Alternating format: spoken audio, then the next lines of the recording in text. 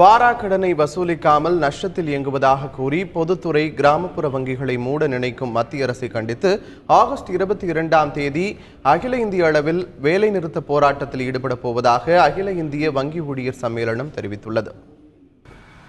சமீபத்தில் மத்திய அரசாங்கம் தொடர்ந்து எடுத்து வரும் மக்கள் விரோத பொதுத்துறை விரோத நடவடிக்கைகளை கண்டித்து ஆகஸ்ட் 22 ஒரு நாள் வேலைநிறுத்தம் செய்வதென்று முடிவெடுத்திருக்கிறோம்.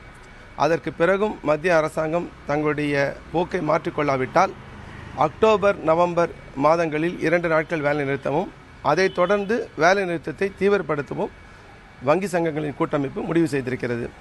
செப்டம்பர் மாதம் 15ஆம் நாள் லட்சக்கணக்கான வங்கி ஊழியர்களும் அதிகாரிகளும் பங்கேற்கக்கூடிய பாராளுமன்றத்தை நோக்கிய தர்ணா ஒன்றும் நடைபெறுவதாக முடிவு செய்யப்பட்டிருக்கிறது.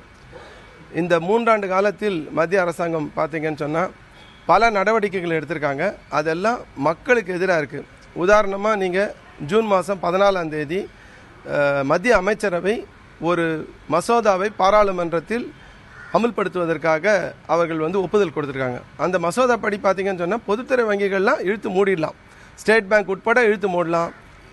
இன்சூரன்ஸ் நிறுவனமான LIC இழுத்து மூடலாம்.